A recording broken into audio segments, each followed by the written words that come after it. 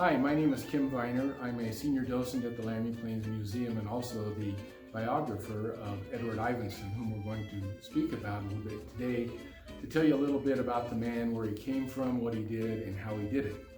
So to start our story off, it's interesting to note that Edward Ivinson was born in all the strange places on the island of St. Croix down in the Caribbean. And he came to be born there because his father, Thomas Ivinson, moved there about 1820 to manage a sugarcane plantation. When Edward was about 7 years old, his mother took he and his three brothers back to England and put them in a prestigious boarding school for their formal education. And I don't think Edward ever went back to St. Croix for a couple of reasons. First of all, on the return trip to England, the ship that his mother was on disappeared at sea, so his mother is deceased. Secondly, because after his wife died, his father, Thomas, entered into a common law marriage with a formerly enslaved woman on the island of St. Croix and had 5 children with her, so I think there might have been some tension there. He stayed in England through at least 1851, where he's noted in the census as an apprentice for a man who was responsible for importing cloth and exporting cloth into and out of England. We believe that about 1851 he moved to New York City. And while he was in New York City, he worked for a newspaper which was named the Albion, which was written specifically for people coming to America from England. And through that, he met a woman who said that she's in America with her new husband, her previous husband having died, and that she had to leave her daughter in England to be raised by the grandmother. About 1852, maybe 1853, the woman said, "My daughter has arrived here at the port. I can't go down there to meet her. Would you go down, bring her up to the house, escort her properly to the new residence?" He said yes, and when he went down to the ship, he's 23 years old. Off the ship steps a 13-year-old girl. Her name was Jane Wood. They fell madly in love and were married 6 months later in Jersey City, New Jersey. Now it sounds a bit scandalous, but they were married for 61 years, so it did all work out. Now, like a lot of young men at the time, Edward, as we learned in a letter that we got sent from his father to him in, I think, 1853, 1854, he was without employment. So we know then that he moved to Evansville, Indiana, where his brother had already established a business building boilers, and actually during the Civil War, building implements for the Union Army. And he stayed there for a couple of years with his wife, and then for some reason he moved to Peoria, Illinois. And when he was in Peoria, he was owner and manager of a dry goods store, which at the time they may have called a grocery store, in downtown Peoria. And through that, he and his wife met a man whose last name was Watson, who was a tailor. And one day, Mr. Watson said to Edward and his wife Jane that he was extremely ill. And he said to the Ivinsons, "When I die, my wife isn't going to be able to take care of all of our children. So will you take our little daughter, Margaret Ellen, and raise her as your own?" They did, and that's the only child they would ever have. They stayed there from about 1859 to probably 1862, when they moved to Memphis, Tennessee, where Edward Ivinson and a partner had a very large dry goods store in downtown Memphis. And towards the end of the Civil War, he was also noted as a cotton trader, moving cotton from the south to the north. And for some reason, about 1867, he decided to move his family to California. And the way he set about accomplishing this task, he sold his dry goods store, which he had bought out his partner, and he kind of invented a rolling dry goods store. He got some freight cars, put his goods in there, and as the Union Pacific was built across the Great Plains as part of the Transcontinental Railroad, he followed right along and really had a rolling dry goods store. November of 1867, the railroad stopped building track about halfway between here and Cheyenne, Wyoming, which is 47 miles east of Laramie. For some reason, Edward was able to learn that there would be probably a prominent railroad presence in what would become Laramie, Wyoming. So he came over here in February of 1868, before the railroad arrived, and he built a log building in what would become downtown Laramie, Wyoming, and started selling items to people awaiting for the arrival of the railroad.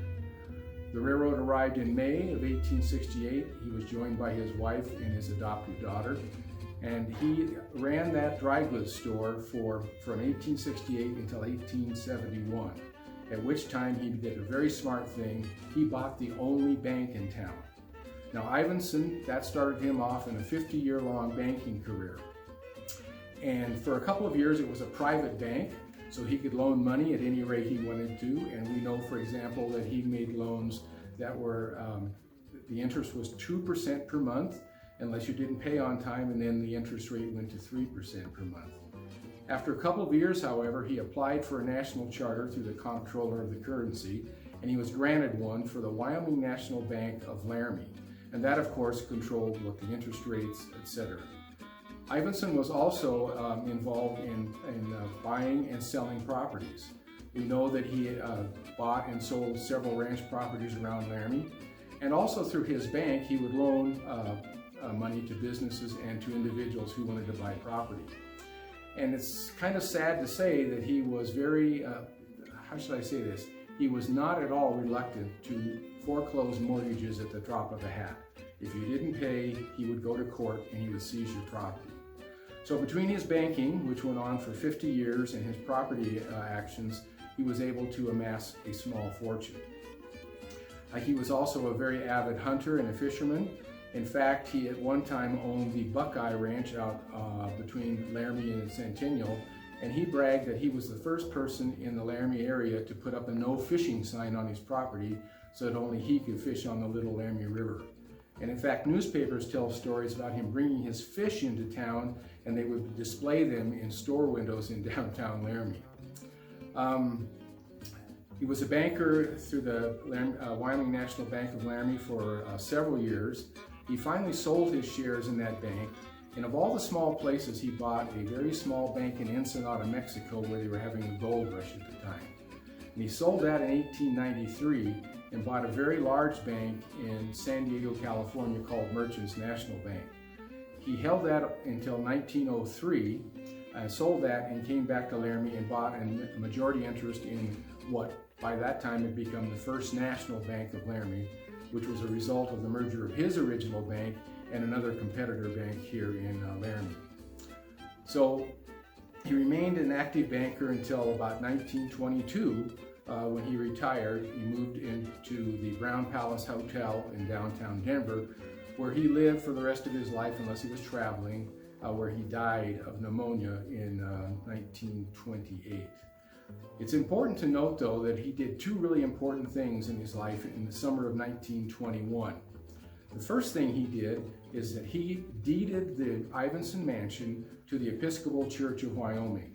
And he did that because his wife, Jane, as early as 1900, had said to the Laramie Boomerang that at some place and some time there needed to be a place in Laramie where elderly women who had no money or were widowed would have an elegant place to live for the rest of their lives. So he thought that would be a good idea for the mansion. Well, he pitched that to the church. The bishop came over here with his physician, looked at all the stairs in the house, and he said, "That's not going to work for a house for elderly ladies. How about if we use it as a girls' boarding school?" Edward said yes, and the house was transferred to the church. Now, the second thing he did is he got married again, because his first wife, Jane, had died in 1915 of cancer. And he married a woman who was an acquaintance of his. Her name was Augusta Haley. She actually, and her husband, had actually lived just down the street from the Ivinsons. Mr. Haley had become quite wealthy. They had moved to Denver, Colorado. He died in 1919. And when the marriage was announced, this was really big news all through the Rocky Mountain area. It was carried in the Salt Lake City papers, the Denver papers, Fort Collins papers. Now, if you remember, he was married to his wife for almost 61 years. He was married to his second wife for about 6 months. We have her account of the marriage. She told everybody, all the newspapers. We have his privately dictated account of the marriage. And the only thing we know that they agreed upon is they just didn't like each other. So after living in her house in Denver, because remember he had given this house to the Episcopal Church, for about 5 months he moved out, and that's when he took up residence in the Brown Palace Hotel. and they were separated officially on Valentine's Day in 1922. A couple of things to remember about Edward Ivinson, why he's important to Laramie, Wyoming. First of all, his business endeavors here of building major buildings in downtown Laramie. If you're familiar with Laramie, the building where the Jeffrey's Bistro was built by Ivinson in 1876. The building where the Crowbar was built by Ivinson in 1872. And the building where the rifle maker is across the street on the southeast corner of Ivinson and 2nd Street was built also in 1876. The other reason he's really important for Laramie is because he was a very important philanthropist for our town. I mentioned already that he gave the house to the Episcopal Church of Wyoming. A year after his wife died, she died in 1915. In 1916, he gave $50,000 cash to Albany County and gave them 4 city lots, upon which that money paid for the complete construction of our first real hospital in town, which was Ivinson Memorial Hospital. That same year, he gave about $60,000 to the Episcopal Church in Laramie, St. Matthew's Cathedral, to finish the cathedral, which had been started in 1892. They ran out of money, so he paid to have the bell tower built in the front, the big, tall, beautiful bell tower. He paid for the bells in the tower. He also paid for the 2 towers at the rear of St. Matthew's Cathedral. In 1919, he gave a big piece of property to the Episcopal Church of Wyoming, which they then sold and helped to finance an orphanage that they had in town. As I mentioned, in 1921, he gave the mansion to the church. 1925, he gave away about $1 million in today's terms to friends, family members, and former employees. He also paid for the World War I memorial, which sits on the Albany County Courthouse grounds. And then finally, before he died, he instructed his business managers to create a trust. The trust said upon his death, all the remainder of his estate would go into the trust, which would then be used to fulfill his wife's long dream of having a place for elderly ladies in town. When he died, it was about $500,000, which in today's money would be about $8 to $10 million. And it paid for the complete construction for the beautiful structure that we now know as the Ivinson Home for Ladies. So taken in the aggregate, even though he rapidly foreclosed on mortgages and lived a very ostentatious lifestyle here in the mansion, he should be remembered here in Laramie for the wonderful things he did with the use of his money at the end of his life. So if we remember him for that, we can maybe overlook some of the other things that he did, and we now are sitting in this beautiful mansion that he built, and he'll be remembered a long time for that.